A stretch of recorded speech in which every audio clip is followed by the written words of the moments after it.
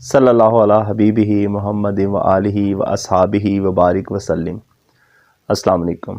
کسی بھی مسلم معاشرے کو بڑھنے کے لیے، چلنے کے لیے اور ترقی کے لیے جو بہت سے اور فیکٹرز چاہیے ہوتے ہیں، اس میں ایک بہت بڑا فیکٹر اور بہت بڑی وجہ جو ہے نا وہ عدل و انصاف ہے۔ آپ دیکھیں کہ ہمارے جو حکمران گزرے ہیں، مسلمان حکمران گزرے ہیں، انہوں نے اتنے عرصے تک اتنے بڑی سلطنتوں پہ، اتنے بڑے رقبے پہ اتنے عرصے تک حکومت کی۔ آپ حضرت عمر فاروق کی مثال لے لیں۔ حضرت عمر فاروق نے 22 لاکھ مربع میل پر حکومت کی، اور جو عدل و انصاف اور جو عاجزی کا جو فیکٹر، جو عنصر تھا، وہ اس قدر تھا کہ ایک سرہانہ مٹی کا سر کے نیچے رکھ کے سو جایا کرتے تھے۔ ایک لڑکی روتی ہوئی بازار میں ملی، پوچھا کیا وجہ ہوئی؟ میرا جو تیل ہے وہ گر گیا ہے زمین پہ اور زمین کے اندر چلا گیا ہے۔ تو پاؤں زمین پہ مار کے زمین کو کہا کہ کیا عمر تجھ پہ عدل نہیں کرتا؟ تو زمین نے وہ تیل باہر نکال دیا۔ عدل و انصاف کا یہ معاملہ تھا۔ اتنی عاجزی اور اتنی بڑی جو سلطنت تھی، اس پہ حکومت کرنے کے باوجود کیا کہا کرتے تھے کہ اگر دجلہ کے کنارے پہ ایک بکری کا بچہ بھی مر گیا نا تو اس کی بھی پوچھ ہونی ہے عمر سے۔ یہ وجوہات تھی جو اتنی بڑی سلطنتوں پہ ہمارے مسلم حکمرانوں نے اتنے عرصے تک حکومت کی لوگوں کے ساتھ۔ عدل و انصاف ایک بہت بڑا فیکٹر ہے کسی بھی معاشرے کو چلانے کے لیے، چلنے کے لیے۔ ہمارے بر صغیر پاک و ہند کے اوپر اتنے بڑے حکمران مغل بادشاہ گزرے ہیں جنہوں نے اتنے عرصے تک اس خطے پہ حکومت کی ہے۔ بر صغیر پاک و ہند کوئی چھوٹا سا خطہ ہے۔ اس میں پاکستان، ہندوستان، بنگلہ دیش، آزاد جموں کشمیر، آج کا انڈیا، یہ سارے ممالک اکٹھے ہوں تو یہ ایک ملک بنتا ہے، ایک خطہ بنتا ہے، جس پہ اتنے عرصے تک مسلم حکمرانوں نے حکومت کی۔ اور اس کی بیسک کیا تھی؟ صرف عدل و انصاف، اور اپنے آپ کو بھی اسی ترازو میں رکھنا جو انہوں نے معیار بنا دیے عدل و انصاف کے، اسی معیار پہ، جس معیار پہ ایک مزدور کا بچہ ہے، اسی معیار پہ خود بھی۔ ایک چھوٹی سی مثال آپ کو سمجھاتا ہوں۔ سلطان غیاث الدین ایک بہت بڑے حکمران گزرے ہیں بر صغیر میں، جو یہ کٹھا خطہ تھا اس میں۔ تو ایک دن وہ کیا ہے کہ اپنے فوجیوں کے ساتھ نا تیر اندازی کی مشق کر رہے تھے۔ تو سلطان کا تیر جو ہے نا نشانے کی خطا ہونے کی وجہ سے، نشانے کی غلطی کی وجہ سے ایک بچے کو جا لگا۔ 6-7 سال کا بچہ تھا، لڑکا تھا، اور جس عورت کا وہ بچہ تھا وہ بیوہ تھی۔ وہ تو مقدمہ لے کے قاضی کی عدالت میں پہنچ گئی۔ قاضی بھی اس وقت کے جو ہے نا وہ بس سبحان اللہ، قاضی سراج الدین صاحب، انہوں نے جب وہ عورت کو دیکھا روتی ہوئی تو پوچھا بھی کیا معاملہ ہے؟ تو بتایا کہ اس طرح سلطان کے تیر کی وجہ سے بیٹا مر گیا اس کا، تو وہ یہ مقدمہ لے کے آئی ہے۔ اس قاضی نے فوراً بلایا کہ پہلے اس کو لے کے آؤ، اس عورت کو۔ اور جج سراج الدین صاحب نے فوراً اسی وقت اس عورت کا مقدمہ جو ہے نا وہ سنا، اور اسی وقت آپ نے جو ہے نا سو موٹو ایکشن لیتے ہوئے اپنے پیادے کو روانہ کیا سلطان کی طرف، کہ سلطان کو یہ پیغام یا نوٹس بھجوایا جاوے کہ اس کے خلاف مقدمہ ہوا ہے، اس طرح عورت آئی ہے۔ اچھا، وہ جب پیادہ دربار میں پہنچا نا تو سلطان دربار میں بیٹھا ہوا تھا، اور درباریوں نے سلطان کو گھیرا ہوا تھا، اپنے اپنے معاملات چل رہے تھے، اور کسی طرح بھی پیادے کو وہ اس لے کر آیا تھا، اس کو موقع نہیں مل رہا تھا کہ فوراً سلطان تک پہنچے۔ تو اس نے کیا کیا؟ اس نے فوراً اذان دینی شروع کر دی۔ جب یہ اذان دربار کے اندر بے وقت کی اذان، نماز کسی کا ٹائم نہیں تھا، تو یہ جب سلطان نے سنی نا تو انہوں نے پوچھا بھی یہ کون بے وقت اذان دے رہا ہے؟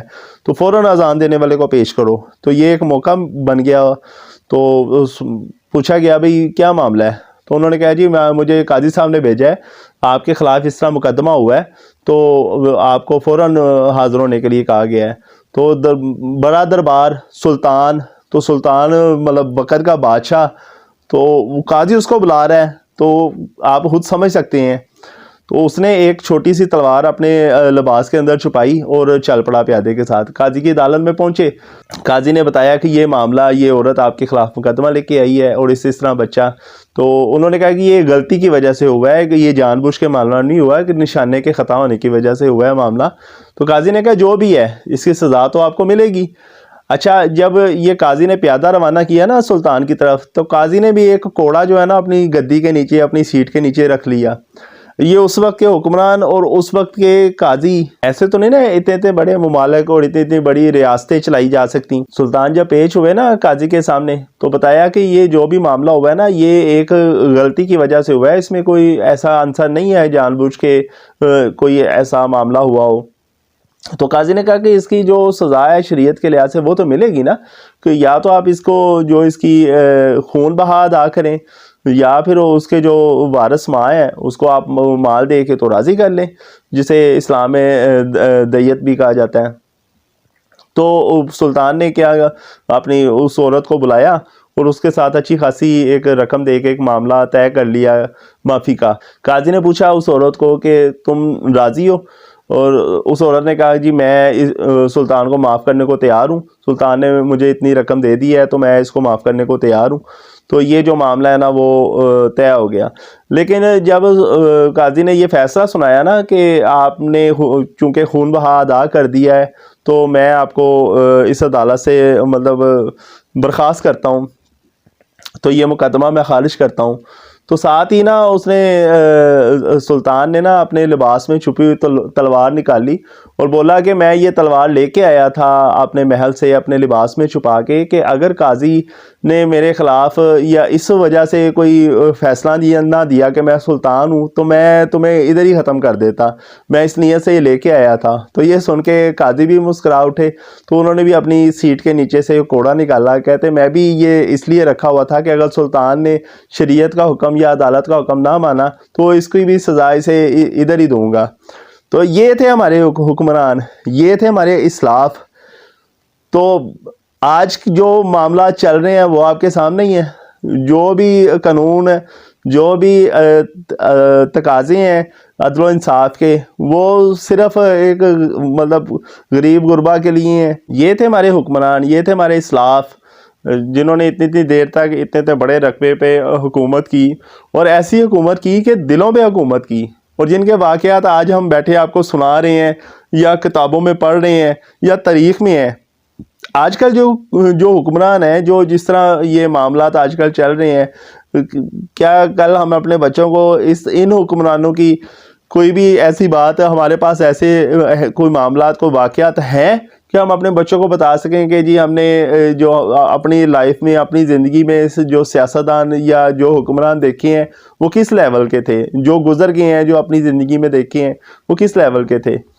تو ہمیں اگر آج بھی اپنے ملک کو یا آگے لے کے جانا ہے تو سب سے پہلا جو فیکٹر ہے نا وہ عدل و انصاف کا ہی ہے, اور ہمیں دین کی طرف واپس آنا ہوگا. جو دین نے جو اصول اور ضابطے مقرر کیے ہیں نا حکمرانی کے, جو ہمارے نبی پاک صلی اللہ علیہ وآلہ وسلم نے ایک معیار مقرر کیا ہے, اس معیار سے ہٹ کے آپ کبھی بھی نہیں چلا سکتے کسی بھی مسلم معاشرے کو. تو آپ کو وہ پہلے جو ہے ایک معیار ہے نا وہ سیٹ کرنا پڑے گا, بلکہ وہ سیٹ کیا ہوا ہے نبی پاک کی طرف سے, اس کی طرف آنا پڑے گا, اس کو لے کے چلنا پڑے گا.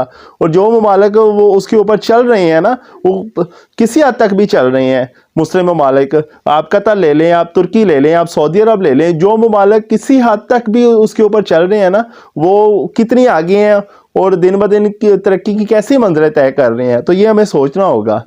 اللہ تعالی ہم سب کا حامی و ناصر ہو. السلام علیکم.